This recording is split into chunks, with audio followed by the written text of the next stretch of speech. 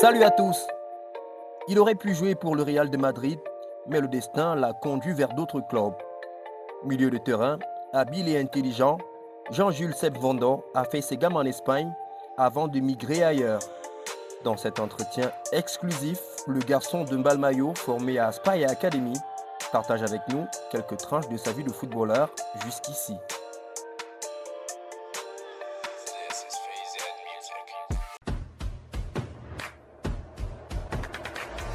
Je commence mes premiers pas dans le foot dans un club appelé EFAC en Mbalmayo.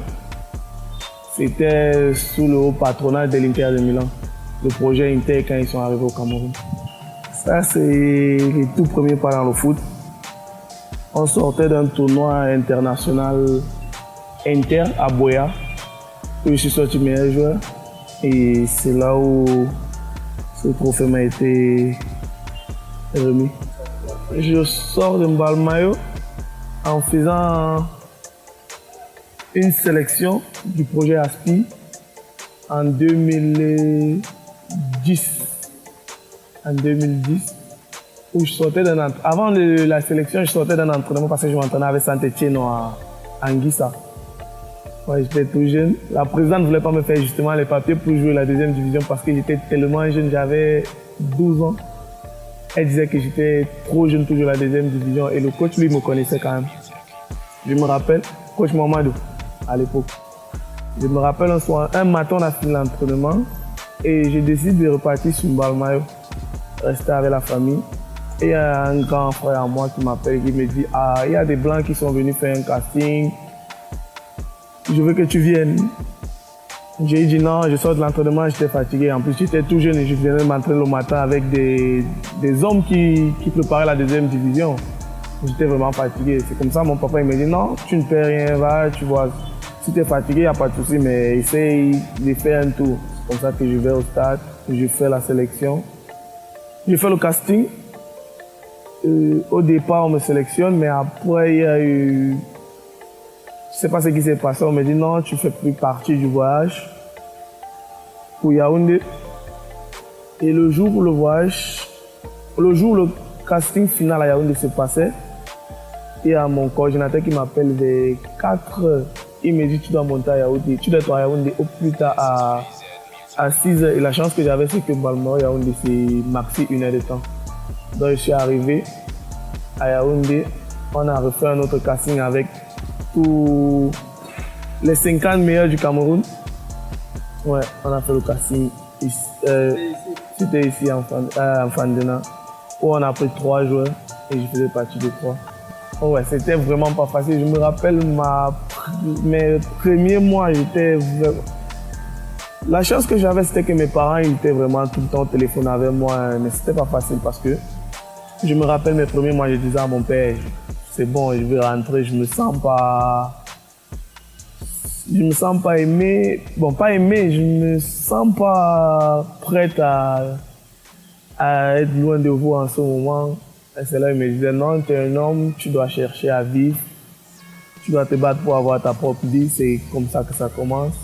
Donc, essaye de te faire ton chemin, tu vas pas être tout le temps dépendant. Donc, c'est comme ça que la vie commence, essaye de te faire ton chemin. Et grâce à lui et grâce à Dieu, je me suis donné à fond pendant les 5 ans et Dieu merci, c'était merveilleux. La formation, elle était vraiment rude parce qu'on s'entraînait le matin. Après le matin, on partait à l'école. On revenait le soir, on s'entraînait le soir et on repartait à l'école le soir. Donc on s'entraînait 2 fois par jour et on allait à l'école 2 fois par jour.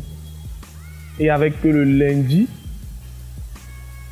qu'on était libre. On était libre dimanche, mais lundi, on pouvait sortir du camp. Donc, avec un seul jour, vous pouviez sortir du camp, faire les courses et revenir avant 18 h. Mon passage à Aspire n'est pas facile parce que on a cette facilité parce que quand vous faites un casting, la plupart des gens, c'est des milieux de terrain. Et quand vous arrivez, vous êtes peut-être 15 milieux de terrain sur 30. Tout le monde veut jouer. Je me suis retrouvé en train de jouer défenseur central et c'était très dur pour moi parce que je n'avais jamais joué là. Mais tellement j'étais intelligent que quand j'ai commencé à jouer là, j'ai fait presque toute ma formation défenseur central. Mais c'était vraiment pas facile. Je voulais arrêter car je me disais, tu vas jamais jouer défenseur central. De un, tu es petit de taille. Même si tu es intelligent comme moi, ta taille ne va pas permettre de jouer de là. Et je ne profitais pas vraiment de mon talent que j'avais. Mais après, tu te dis, c'est la formation. Si tu passes par là, ça te permet aussi d'apprendre à défendre, d'apprendre certaines nouvelles choses. On avait un bon tournoi en Espagne, on appelait le MIC. Et derrière ça, c'est même d'ailleurs un des tournois qui m'a permis de signer professionnel parce que quand on jouait, il y avait les directeurs de plusieurs centres de formation qui venaient regarder. J'avais 14 ans à l'époque et le directeur de Elche de l'époque, qui est mon parent aujourd'hui, Ramon Planes, il m'a vu jouer et il a dit au dirigeant d'Aspire que quand j'aurai 18 ans, n'importe où qu'il sera, il me veut avec lui. C'est comme ça que quand je quitte Aspire, je signe au Rayo Vallecano, où il était directeur sportif. Et il est devenu mon parent jusqu'à aujourd'hui, on se parle tous les jours. Et c'est un peu ça. Quand j'arrive au Rayo, on joue 2 tournois, un à Tenerife et l'autre à Bilbao. Le tournoi de Tenerife, je sors meilleur joueur. Le tournoi de Bilbao, je sors deuxième meilleur joueur. Il y a le Real Madrid qui vient de demander pour venir, mais mon parent, il ne voulait pas me laisser. C'était lui ton agent également? Non, c'était pas mon agent, c'était mon parent. Mais tellement il me voulait avec lui qu'il disait non, parce qu'il disait, c'est vrai, tu as 17 ans, mais je sais que dans 1 ou 2 ans maxi, tu vas jouer à l'équipe première du Rayo. Il avait tellement foi en moi, il avait tellement confiance qu'il ne voulait pas me laisser partir au Real Madrid U19. Mais pour un jeune, imagine on vient te dire, oh le Real est venu vers toi, tu vois, c'est une autre chose. Ça te pince un peu que bon. Et ça te motive aussi que bon, tu es en train de faire les choses bien, les gens vont te voir. Tu es sorti meilleur joueur 2 fois successifs. Donc. Après, on finit le tournoi de Bilbao justement, où le championnat national doit commencer. On me dit non, ton visa touriste ne te permet pas de jouer le championnat, tu dois rentrer au pays, faire le visa de travail. Je dis, oh, cette phase-là, on a trop écouté ça venant de nos grands frères. On te dit, tu dois rentrer au pays, faire le visa, tu ne reviens plus. Donc, il y avait ce pincement-là quand on me dit, non, tu ne peux pas jouer, tu dois rentrer, faire le visa de travail. Donc, j'étais un peu, rentrer. Qu'est-ce qui me prouve que je vais revenir? En plus, on jouait la première journée contre Atlético de Madrid. C'est les matchs où tu as envie de jouer. On me dit, tu vas rentrer. Je suis rentré. Ils ont activé les papiers. Ça a fait 1 mois et demi. Je suis remonté en novembre, où j'ai rejoint l'équipe U18. J'ai commencé à jouer avec eux. Je fais 3 matchs avec les U18. Et à partir de janvier, quand on remonte en janvier, je ne m'entraîne qu'avec les U18. Je suis avec la réserve et je m'entraîne avec les pros.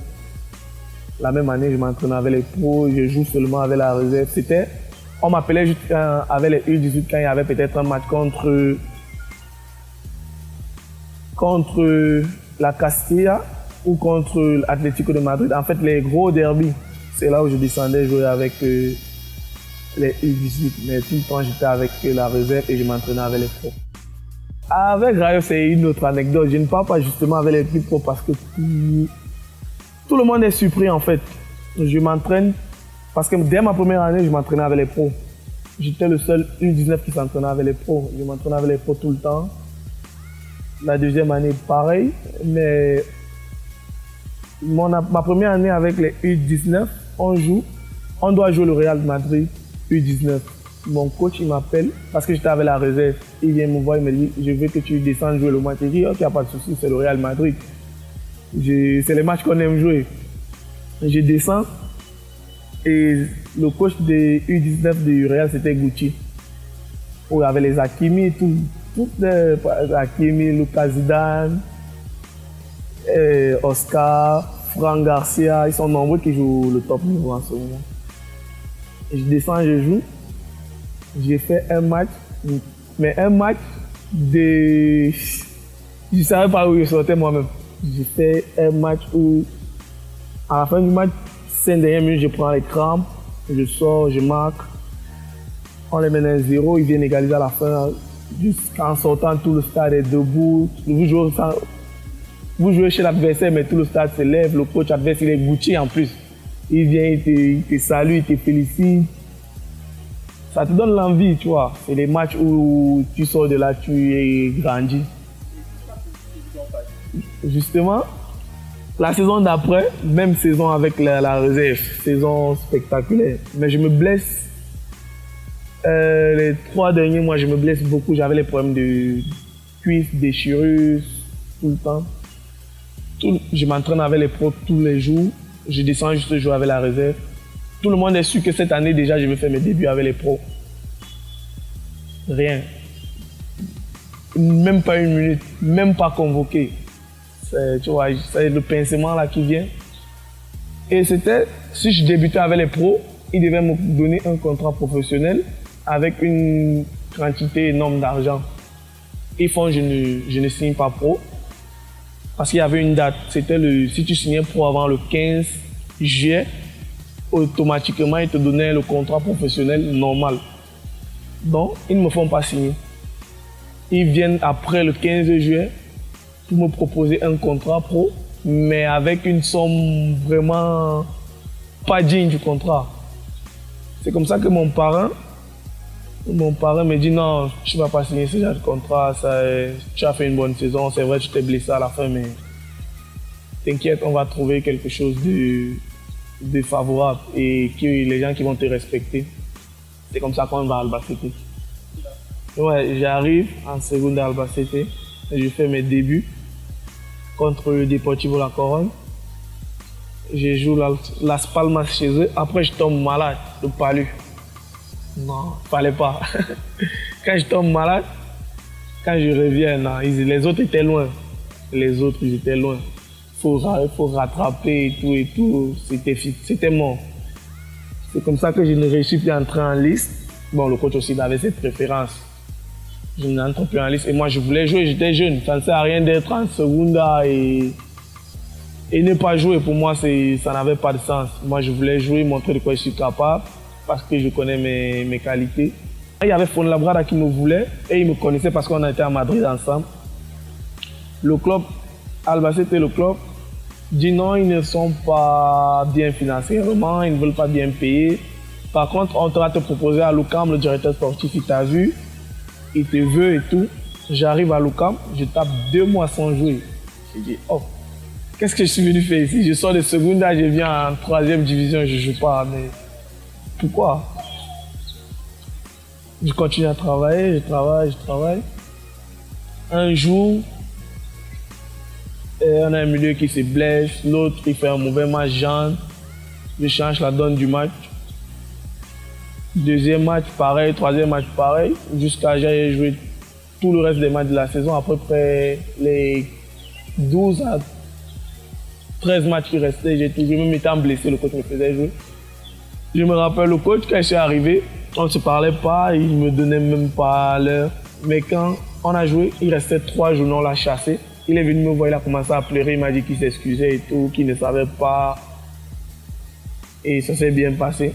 Je décide de rester une saison de plus en 3e division, mais là je vais au Rayo Majadahonda, ouais, où le directeur sportif il me connaissait, il avait besoin de moi et je fais une saison pleine, vraiment pleine, grande saison.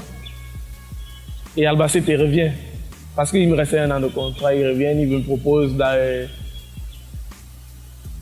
propose de l'argent et tout, 1 année en plus. Moi, je ne veux pas. Je dis non.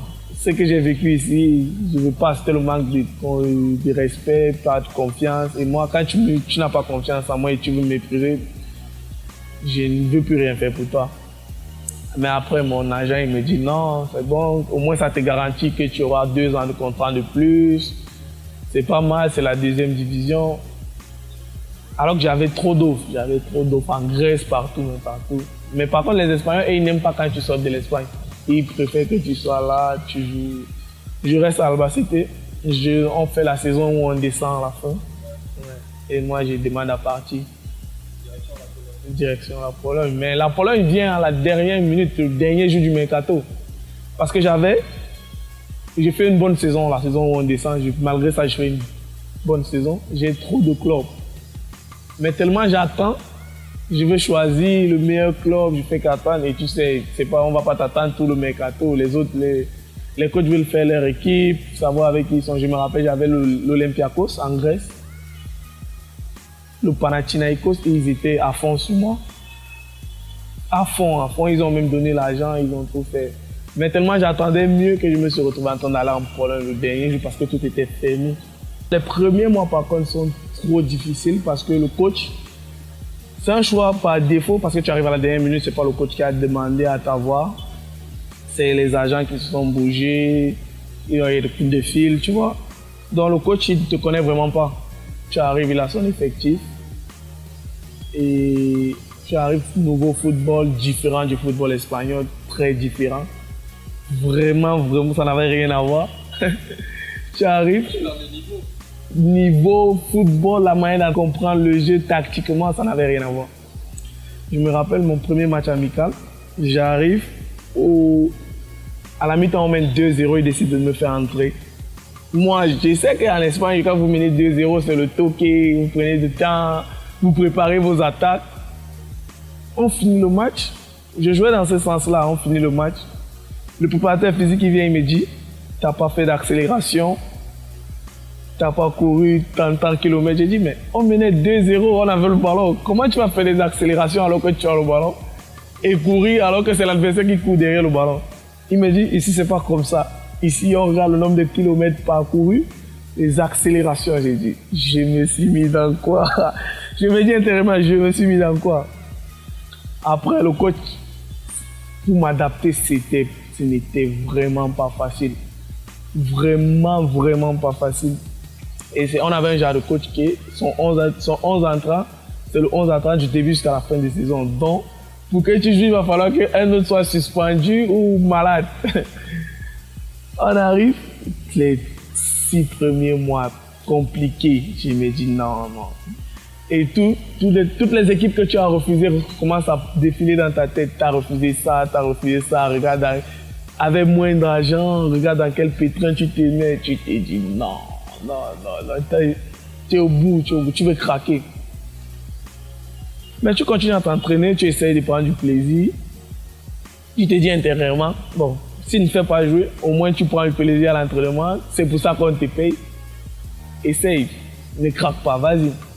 Je me rappelle, j'avais un coéquipier avec qui on a fait Aspi, Alassane Amane, qui était dans la même équipe. Il jouait aussi milieu de terrain, même poste. Il me dit, tout le monde, pourquoi vous ne jouez pas vous deux? Pourquoi? J'ai dit, c'est le coach qui fait ses choix. Et en Pologne, la saison passée, il y avait une règle où il y avait un moins de 21 ans polonais qui devait jouer tout le match. Et comme ça coïncidait, il était milieu de terrain. Donc on devait choisir entre Mané et moi. Et Mané, lui, il était sous contrat avec l'équipe. L'équipe voulait le vendre et moi, j'étais prêté. Le coach m'a carrément dit, t'es prêté. On n'aura pas les moyens financiers de te garder. Donc, je ne vois pas pourquoi je vais t'utiliser parce que je préfère utiliser un petit de l'académie, sur qui on va compter la saison prochaine et sur qui on aura un projet. Mais toi, on n'aura pas les moyens de te garder, donc ça ne sert à rien de t'utiliser. Et la malchance que j'ai reçue, c'est que j'ai joué 2 minutes avec Albacete en 3e division avant de quitter. Et en une saison, tu ne peux pas jouer dans 3 clubs différents. Ce que j'essaierai quitter en décembre, parce qu'en décembre, il est venu me voir, il me dit, le coach il est venu me voir, il me dit, si tu as quelque chose, c'est mieux que partir parce que je ne vais pas t'utiliser. Je dis, ok. Mais je ne pouvais pas partir parce que j'avais déjà joué 2 minutes avec Albacete avant. Donc, on se préparait tranquille, je continuais à jouer. Et avant les congés de décembre, Alassane, il était suspendu. C'est comme ça qu'on m'a donné ma chance. Bon, on m'a fait jouer et pas on m'a donné ma chance. Et on jouait le premier. Rakov, match impeccable. Tout le monde était surpris, tout le monde étonné. C'est comme ça que je rentre petit à petit dans le groupe. À partir de janvier, le statut change. Mais il est toujours dans l'optique où il veut beaucoup plus utiliser ceux qui ont le contrat. Donc, mais le statut change quand même, il te respecte plus, tu as montré de quoi tu es capable. Il te donne les 20 minutes, 30 minutes de temps de jeu. Il te remet titulaire. J'enchaîne. Mais c'est toujours dans l'optique, non, tu ne seras pas là la saison prochaine. Une excuse. On ne peut pas mettre un jeune défenseur, ils vont faire les erreurs, on est obligé de mettre le milieu de terrain. Au final, j'ai fini la saison, tout le monde est content, moi je suis content. Et il propose de m'acheter chez Albacete. Ouais. C'est comme ça que le deal s'est fait, je retourne chez eux cette saison. J'ai fait une saison presque pleine. Parce que le coach, qu'on avait la saison passée, il revient les 10 derniers matchs parce qu'on était en une situation critique. Il revient les 10 derniers matchs et il me remet sur le banc sans rien me dire alors que j'ai tout joué. J'ai tout joué le début de saison jusqu'à ce qu'il ne... Ouais, 25 matchs. 25. Avant qu'il ne revienne. Bon, il revient, il fait ses choix. Ses choix sont payants. Il a, sur 10 matchs, il a 8 victoires, 1 nul, 1 défaite. Tu vas rien lui dire. Bon, c'est ça le foot. L'équipe nationale U23. La sélection, je me rappelle, c'était une longue sélection. Parce qu'on avait limogé le coach qui était là, Toa. Richard Toa, qui était le coach des U23. On le limoge. Après, le coach Rigobert arrive, il fait une longue liste des professionnels. C'est comme ça qu'il contacte plusieurs. Nous étions un groupe de peut-être 25 professionnels qu'il a contactés. Nous entrons en stage. Et en stage, il fallait prouver que tu as des qualités parce que la majorité des gens qui étaient en stage étaient des joueurs hors du pays, ils étaient des professionnels. Ce n'était pas facile. Car mon premier match, j'étais au gradin, je me rappelle, j'étais au gradin ici en Fanena contre le Tchad. Je passe tout le match au gradin. Après, on part au Tchad et Vina a les problèmes de papier. Il ne pouvait pas jouer. On voit, j'avais 19 joueurs. J'étais le 19e joueur. Bon, comme le foot est, on arrive au Tchad 1-1. On envoie les gens à l'échauffement. Je ne m'échauffe pas. Il restait 25 minutes, je crois. Ils sont 4 à l'échauffement. C'est comme ça que le coach Rigo il me demande d'aller m'échauffer. Elle est bonne celle-là. Je vais à l'échauffement. Je vais faire mon entrée. Le coach Guy Fétiné me dit, tu as joué milieu de couloir dans ta carrière. Je lui dis, hey, milieu de couloir, c'est mon poste de formation. Alors que j'ai jamais joué milieu de couloir. Tellement je voulais juste jouer, qu'il me dit c'est top. J'ai dit c'est mon poste de formation. Il me met au stade. Jean, je casse le côté droit, je me retrouve au milieu. J'ai fait 15 minutes où tout le stade est debout. Tout le stade était debout. Tout le stade. C'est comme ça quand je reste en sélection, on doit jouer la Sierra Leone, mais le Covid et tout, on bloque tous les matchs, on se qualifie, on doit jouer la Tunisie. La Tunisie, on entre en stage. Ici, on gagne 1-0, mais par contre, ici, j'ai fait une mauvaise entrée. Vraiment mauvaise, je rate presque tout. On repart quand même en Tunisie, on prend la qualification pour la CAN. Avant la CAN, on fait un stage en Hongrie. On m'appelle pour le stage correct. Tout est bien, tout le monde sait que non, si quelqu'un doit partir, après le capitaine même c'est lui. La liste est sortie, je suis pas dedans, tout le monde est étonné, le capitaine, tout le monde est au morceau là, tout le monde m'envoie le message. Pourquoi t'es pas là? Je dis, le coach il a fait ses choix, il faut accepter, aller, bonne CAN. On continue le travail, c'est le foot. C'est comme ça que ma sélection U23 s'est terminée. Le sélectionneur Rigobert. Le rapport que j'avais lu, on a un rapport vraiment correct parce que lui on se connaît. Lui et moi on se connaît à un championnat de vacances en GAT où je suis meilleur joueur et il vient assister à la finale. À la finale, je marque 2 buts et il me prend sous son aile même. Je me rappelle, il m'amenait chez lui manger, tout ça. Il avait des projets pour me... Il ne savait pas que j'étais hors du pays. Ouais, après ça tombe, il est sélectionné aussi des U23, il me rappelle. Comme tu le disais, statistiquement parlant, on peut dire que je suis parmi ceux-là qui ont plus de minutes, plus de temps de jeu. C'est vrai, mais pour moi, l'équipe nationale n'est pas une obsession. Chacun a ça dans un coin de sa tête et je me dis peut-être que je ne mérite pas encore. ceux qui sont là, même s'ils ont moins de temps de jeu, peut-être ils méritent plus. À toi de tout montrer, de tout donner pour que le jour qu'on t'appelle, tout le monde soit unanime que ouais, on le connaît, il mérite, il doit être là. Donc pour moi, ce n'est vraiment pas une obsession, mais comme tout Camerounais, on aime trop ce pays, on a toujours ça dans le coin de la tête que porter le vert rouge jaune devant tout le monde, devant tous les Camerounais, devant toute sa famille, c'est quelque chose de unique. Donc, à moi de travailler dur, à moi de continuer à bosser pour que le jour que ça arrive, que tout le monde dise ouais, ce petit il méritait depuis et là il est là, c'est vraiment le mérite. Rien d'autre, il a travaillé dur, on le connaît, il peut apporter. Et comme je disais, ça sert à rien de venir et faire juste le figurant. Si tu viens, c'est pour dire hey, je suis prêt, je vais vous montrer de quoi je suis capable, je vais aider mon pays. Donc, je crois que le moment venu, je vais continuer à travailler pour que ce moment arrive. Voilà. Le grand capitaine de Colombe, Joël Banda. Non, pour moi, c'est un modèle. Un modèle, pour moi, c'est mon grand frère. Mon seul et unique grand frère. Donc, c'est une personnalité vraiment. Il est très fort. Il est très fort mentalement. Ce n'est pas facile. De temps en temps, on se prend la tête normale comme dans toute famille, mais pour moi, c'est vraiment le grand frère que je méritais avoir. Et il joue au foot aussi. Et je sais qu'il mérite mieux. Il mérite vraiment mieux. Ce n'est vraiment pas facile pour lui. Même pas. Mais c'est le foot. Le foot n'est pas une science exacte. Tout ce que je peux lui dire, c'est continuer à faire ce qu'il aime faire, prendre soin de ses petits frères, aimer sa famille et on verra ce qui va venir. Ouais, c'est la même chose. Même comme on n'aime pas se dire ça, mais on sait qu'on s'aime beaucoup, on s'aime trop fort.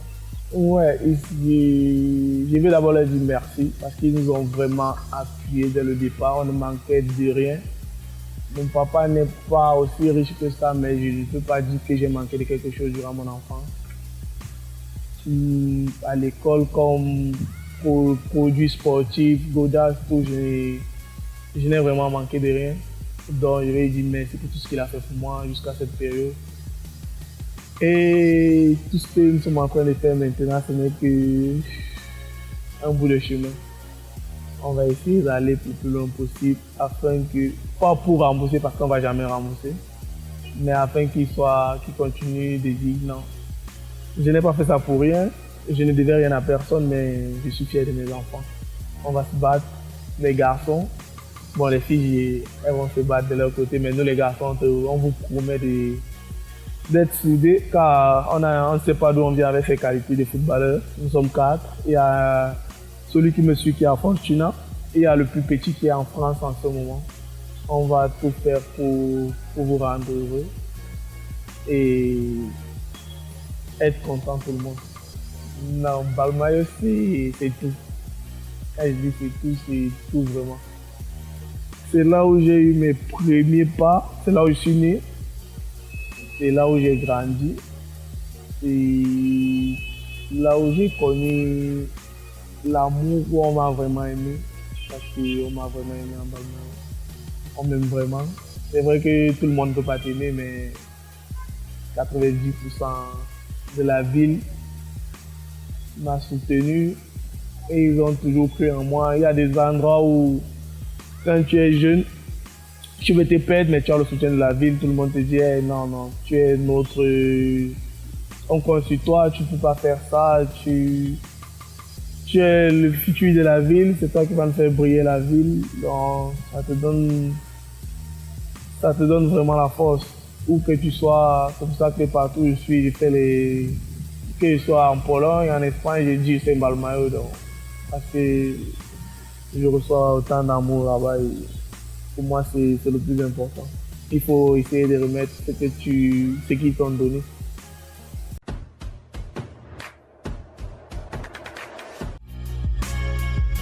Après la Pologne, Jean-Jules Seb Vondor a rejoint Aris Salonique en Super League grecque. Avec le club hellénique, le milieu de terrain camerounais a disputé les playoffs pour le titre en Super League, la finale de la Coupe de Grèce et les qualifications de Ligue Europa.